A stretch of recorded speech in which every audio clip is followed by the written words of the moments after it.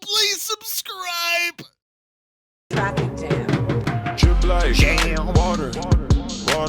Hit the brake. Beep, beep. Drip like Jam. water. Hit the brake. Beep, beep. Get out of my way! Yo, what want me you? You're watching The Traffic Jam. Well, welcome everybody to Traffic Jam. Once again, I am not your regular host. I'm just filling in. And I want to welcome the amazing guests we have today. First, I got someone that really needs no introduction. I mean, if you don't know him, I would say ask your favorite comedian who he is, and I know they know who he is. My guy, talented comedian. What's up? How's it going there, brother? Man, I'm too blessed to be stressed. I don't even mess around, man. I stay out the way. Bottled water, I'm simple like that. I'm with you. Second, we have my guy from the other side of the world. I always say you can make me laugh in multiple languages. I'm coming to a nightclub near you. My guy, Prasanna Joshua. Hey, what's up? And last but not least, should have been first, right? The lady should have been first, so that's my bad. But last but not least, a very funny young lady I recently became acquainted with. You know, makes me laugh so my stomach hurts. I can't stop laughing when she's around. Coming to a nightclub near you also, Miss Algiers Diamond. What's happening, everybody? How y'all doing, Traffic Jam? So we gotta talk about these Grammys. I mean, how do you feel about the rap categories like not being televised? I'm hearing about people talking about, the Fresh Prince won in '88, it wasn't televised. Right. Killer Mike wins now, wasn't televised. But I recall the very first rap group to get something was Run DMC in '87, right? And they didn't even get it for rap. They got the best R&B duo or group, which was Right. crazy. Like, why do we keep going and getting disrespected? Well, that's one way we could look at it. I don't know what everybody else think about it, but that is one way to look at it. And depending on where you sit in this, I think you will have a different skew of things. Me, myself, I could take the objective look at it and say that the initial disrespect is blatant because there is what we call fatty things that come along in entertainment. Music is one of them, like where you can get a music that come around and it won't be around 10 years. You know what I mean? It's the fad for this 2 years, 3 years, 4 years. So you got to look at rap was frowned upon like that in the beginning. Like this thing ain't, first of all, it ain't gonna last. It's a fad, right? You got so many things working against you. That's just one element. The other element is it's coming from us. You understand? It's coming from us. So things that come from us, like organically originate from our people in this community, well, you're going to go through the ringer. They're going to put you through the ringer before they acknowledge you or give you accolades or awards and congratulations because it's coming from us. So those two things are major factors that worked against that. Now, my thing is this, though, is can we blame music overall because it's so much out there and you have these couple of hours to get these accolades in for everything. So that could go into consideration as well. You know what I mean? I think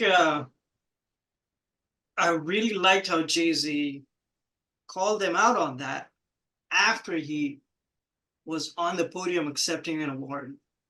And I think that was the best platform to do that. And I think everyone's aware of why it's been done for so long. I liked how he opened with, we want y'all to get it right, but you don't get it right. And I liked how he addressed it in a manner where he was first thankful and then he called him out on it. But it's just years and years of not being, not having people be aware of this and calling them out on that. So I like the way he did it. Algier? Well, oh, for me, I think it's a matter that we are continually disrespected on so many different platforms that it's kind of like we're just used to it. I mean, um, I grew up in church, and I always was looking for my favorite gospel artist. They don't show them receiving their awards either. So it's kind of like, for me, it's like I want them to, absolutely. Um, but we already know, like we already know what they're doing and what they're producing and who they're catering to and what dialogue and what stories they want to portray. So I can't every single time uh these award shows do that get upset because I already know. It's like I don't want to just keep it happens time. It's a continuous thing.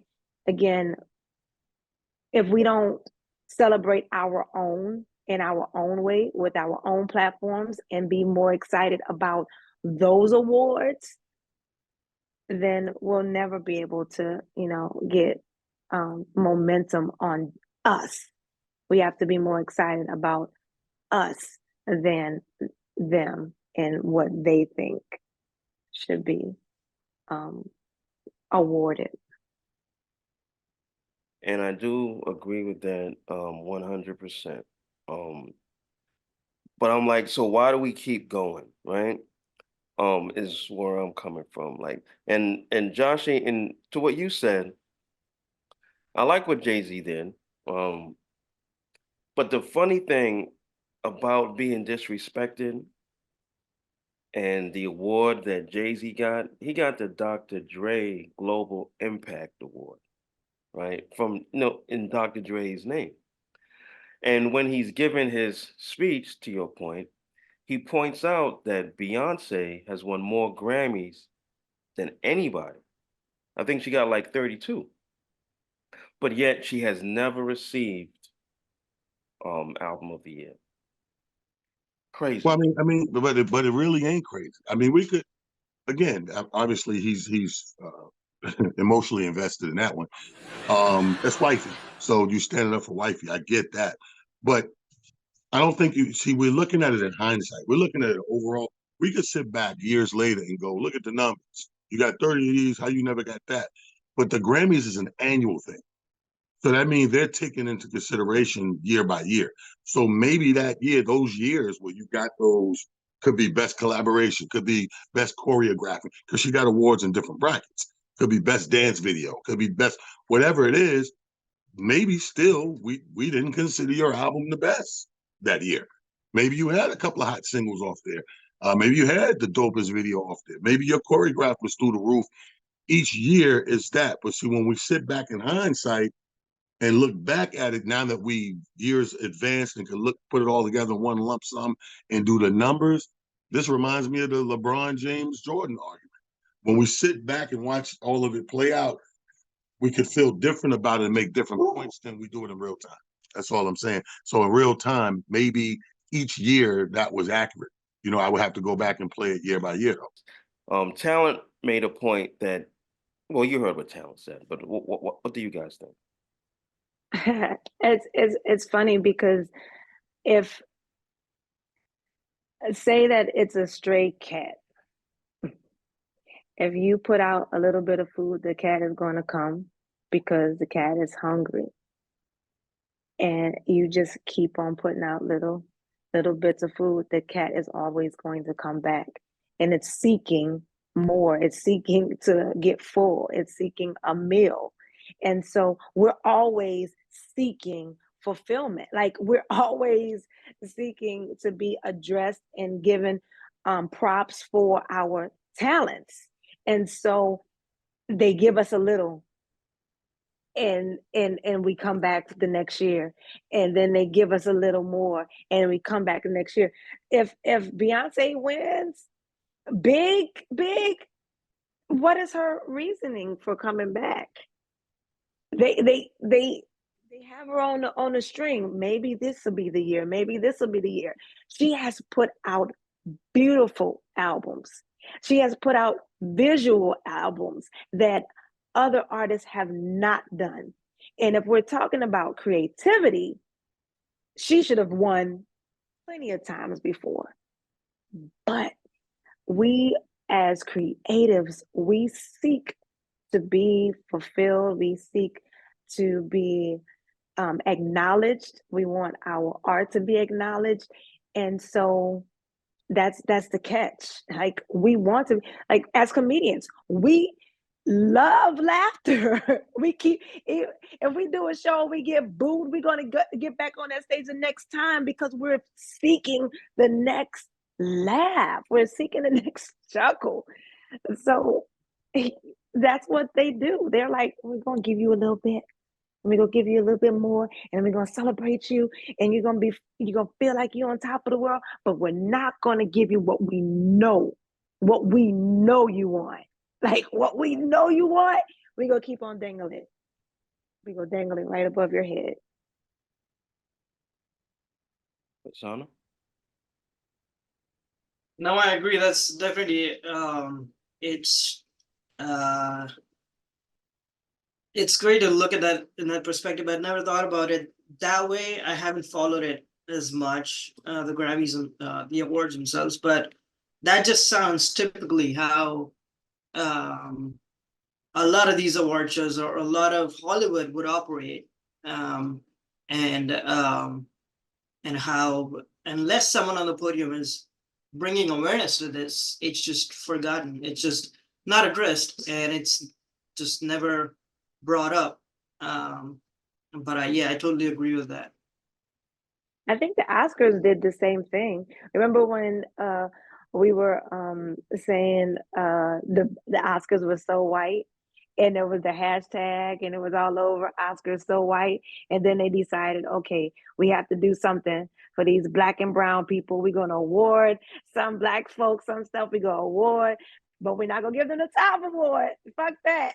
Excuse me, I'm sorry, I don't want kids, but we're not gonna give them the top award. We're gonna give them just a slight, and they do it all the time, and then the hashtag disappears, and the everyone's ideas and their words just start to disappear. But during that time, the dialogue became, we need to create our own Oscars. We need to create our own. You're watching The Traffic Jam.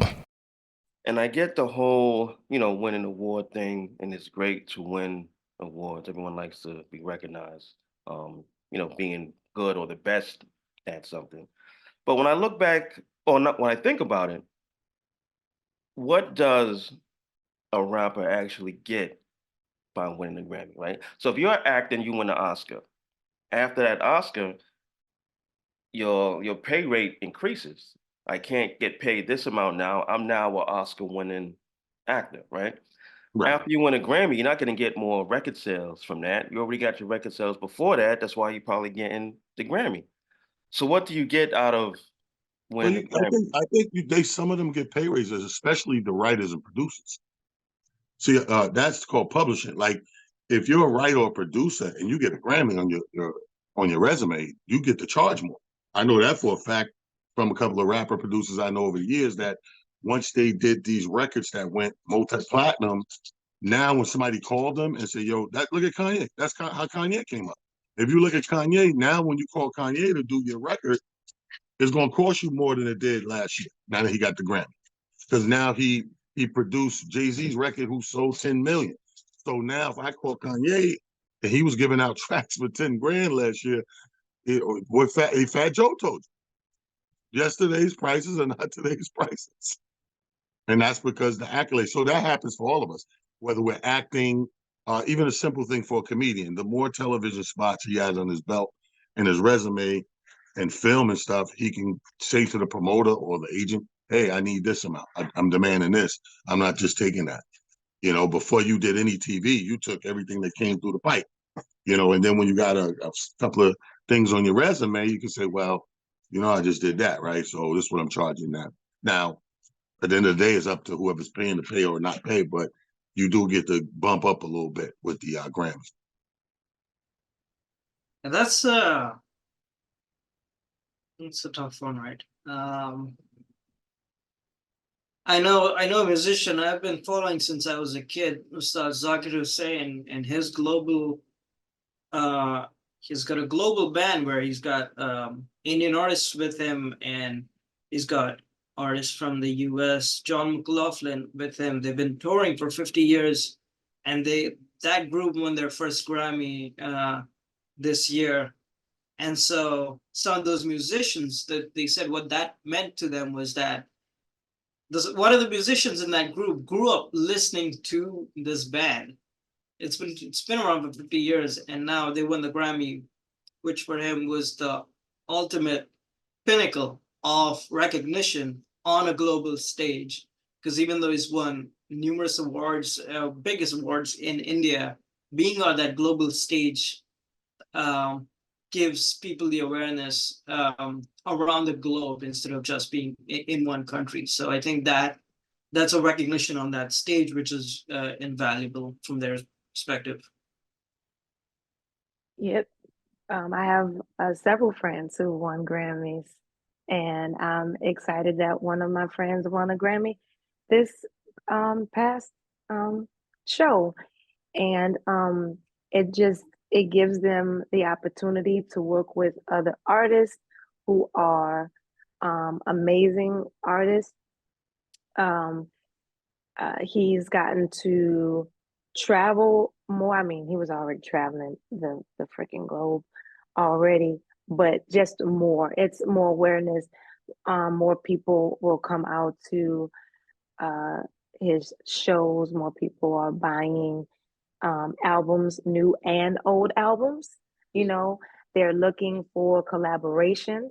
Collaborations are a big thing in the music industry, who you collab with and stuff like that. So it gives them an opportunity to make more money outside of those record deals. It really does. It gives them that opportunity. So I mean, it does great things. It does great things. You just have to, you still have to keep your foot on the pedal. It's like as a comedian, there's no one, okay, I did this, now that is my career. Like, you have to keep going. Like, you have to keep going. I got a Netflix special, but I need to do another Netflix special, because that's not the pinnacle, that's not the top, you know. And it also depends on how that artist feels. Some people get theirs and then you don't hear from them for years and years anymore, Lauryn Hill. And then they come back, Diggable you Planet. know. Oh. Traffic jam. Drip like Jam. water. Hit the brake. Beep, beep. Drip like Jam. water. Hit the brake. Beep, beep. Get out of my way! Yo, what want me you?